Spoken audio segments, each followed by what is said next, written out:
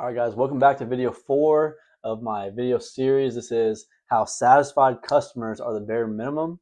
In this video, I'm going to talk to you about professionalism on the job site and why it matters so much. So your crew is your brand in motion.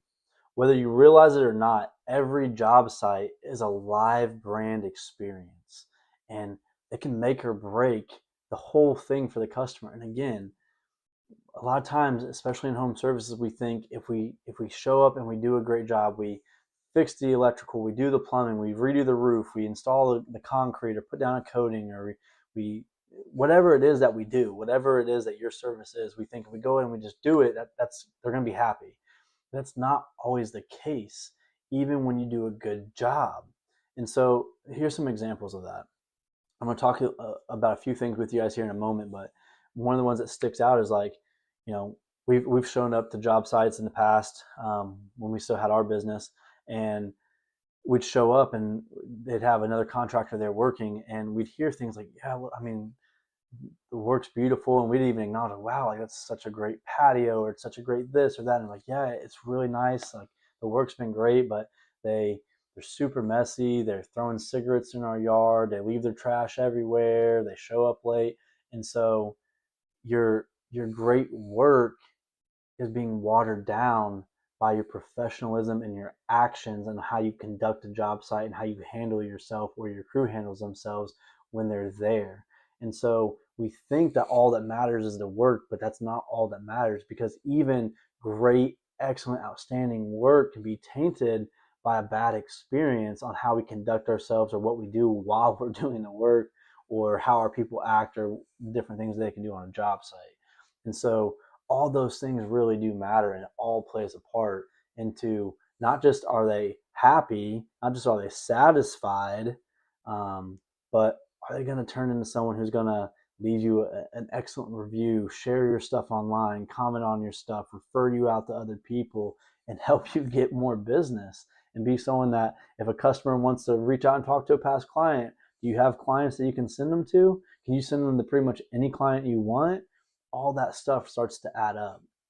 And so some of the key things to remember about professionalism on a job site, um, again, I think all these are big, but I'm going to start with a uniform or branded gear versus random stuff.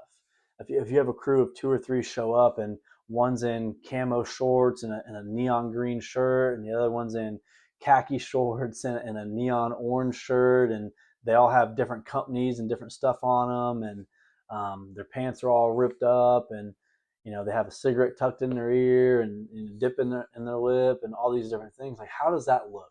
Regardless of what you're doing, whether it's a higher end service or you're doing, um, something that people understand is going to be a little bit dirtier work. Like, we work with a lot of chemicals, or if you're building or doing construction or pouring concrete, like obviously that's going to be a little bit dirtier work, but it still matters on how you show up and conduct yourself and look. Appearance matters whether we like it or not. So we need to be cognizant of that in our businesses. And so, again, that's not to say you have to show up in a collared shirt and slacks if you're pouring concrete or messing with paint or installing chemicals and coatings like we did. But, again, we always showed up. We had branded shirts. We had matching shorts or pants depending on the time of year. We had matching hoodies. We had branded hats that matched. And so whenever we showed up to a job site, our truck either if it was a decal or the trucks that were wrapped, it matched our hat, our shirt, it matched all of our stuff. All our branding was on point. We looked uniform. We looked very, again, I said this in other videos, but we wanted to operate like a franchise and deliver like a mom and pop. So when we showed up, people they thought we were a big organization, we were a big franchise, and all these different things, and we weren't. We were independently owned. But again, it starts with what is the expectation? How do you conduct yourself? What are they seeing when you show up? And it matters. It really does. When you show up and do a great job and they say, man, they showed up, they were on time, they communicated with us, they showed up and they were super professional, they looked professional, they did a wonderful job, it was a great experience.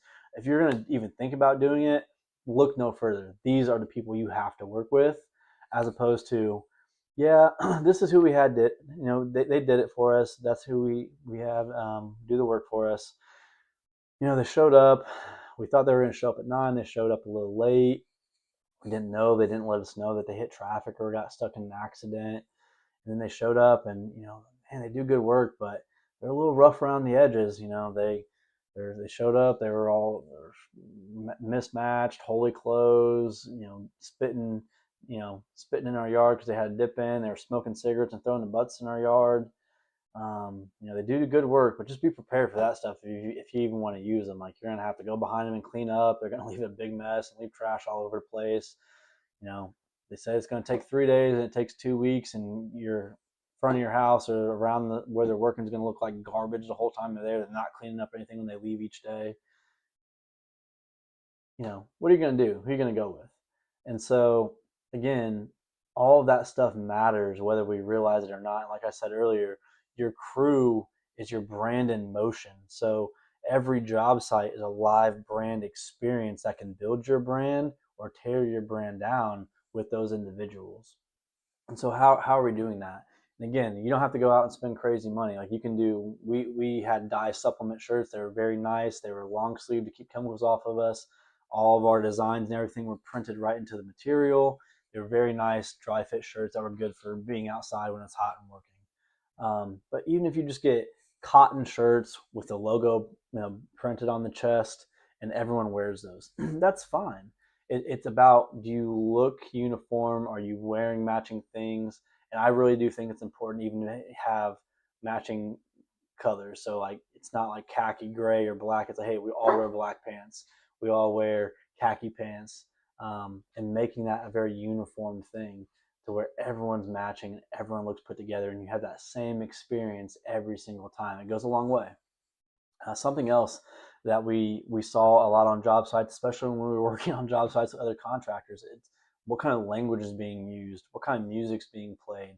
All those things really do matter and go into how you conduct yourself. And so, again, construction, there's some language that happens. Sometimes it's high stress, high tension things. I understand it, but again, the more you can advocate to your people to try not to do those things, and not just, hey, don't do it in front of the customer.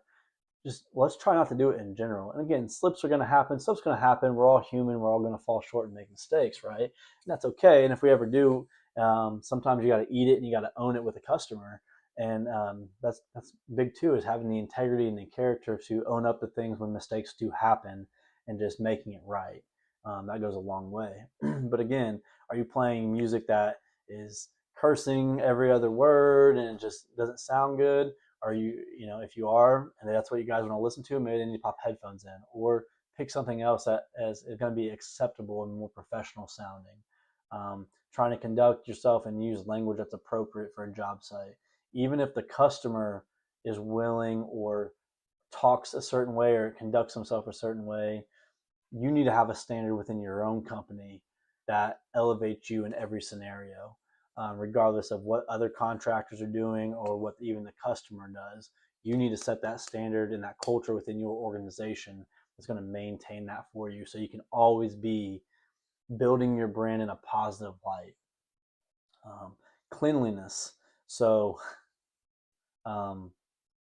you think this would go without saying, but your personal cleanliness is when you show up on a job site, with how you look. And again, there are exceptions. If sometimes you're bouncing around from jobs, you've been at a job all morning, you show up in the afternoon, you're already dirty and covered in stuff, and people understand that.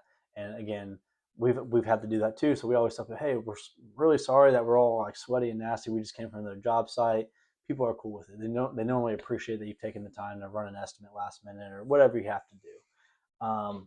But again, over communication, communicating that fact, and people are not only understanding, but when you explain it, even when they know it, they appreciate it. So doing those little things that don't take any extra effort, but are very easy to do. And then beyond just that, something that I would say is even more important would be your job site cleanliness. Obviously, when you're working and you're building, you're cutting and demoing, and stuff's going to be a mess. Messes are going to be made when you're doing construction or some of the different home services that you do. Sometimes messes happen, things get dirty, dusty, broken, whatever it is. But do you clean up? Do you maintain a clean job site? Or is it a safe job site?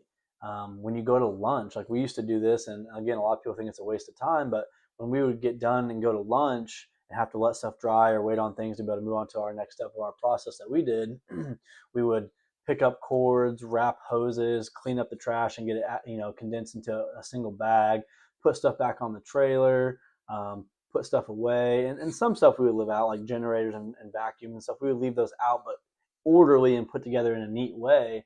And then we pick some of the smaller things up or organize them in a way where you could tell that we were maintaining our job site intentionally. We weren't just throwing stuff out and leaving it out. And again, it seems like a small thing. You're like, well, you got to come back and finish. You're gonna make a mess again. Absolutely right. But again, that's something that we heard so many times from customers where they were impressed with how well we maintained, how respectful we were of their property, how we took care of things. And it only took us an extra 5 to 10 minutes to do those things, but it had a huge impact on the experience and the perception the customer had with us on their job site. Um, Even going into the cleanliness, we'll add in the organization of things. So on our truck, we had a contractor cap on there. We had side doors with shelves and then a big open space down the middle. Down all our side doors, we had clear bins with different bins for different things. It was all organized in there. It was all put together. It looked very orderly. In the back, it was always very orderly for the most part. Okay, when you're working, sometimes stuff gets a little messed up, but we would try to keep a system in place where we had this product here, this tool here, this thing here, this thing here.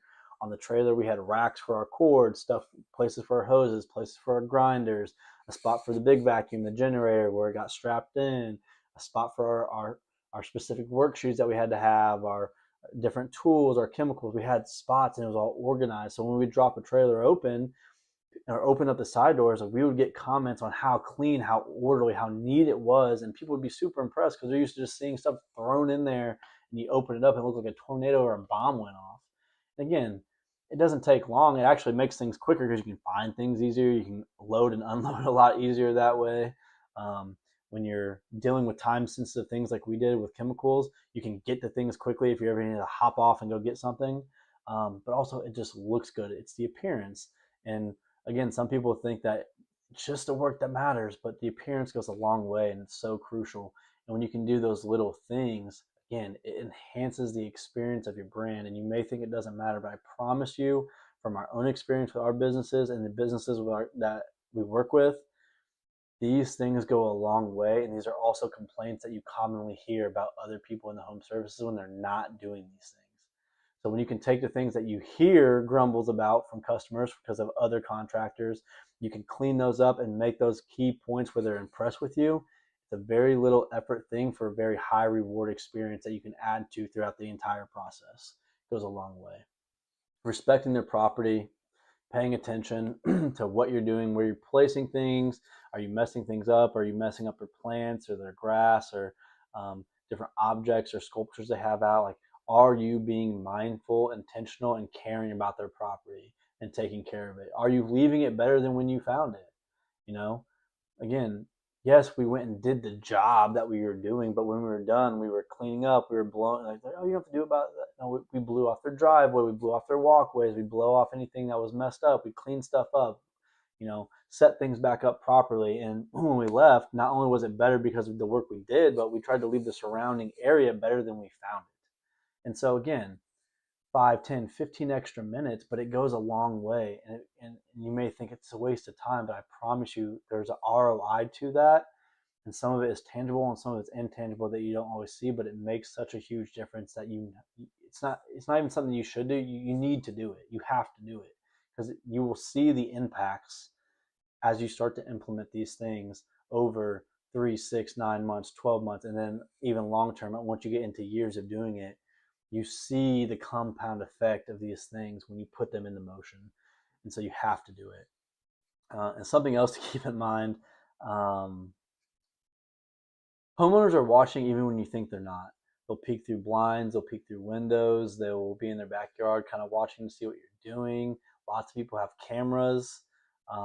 So again, that's why how you conduct yourself, the language, the music, what you say, what you do, how you treat their property matter. And it's not something you should just do when they're watching. It should become part of your culture and your character and your brand of how you do things for you and your team, because you don't just do it when people are watching. You just do the right thing because it's the right thing. And you do it all the time as much as you can. If you fall short, you own up to it, you make it right.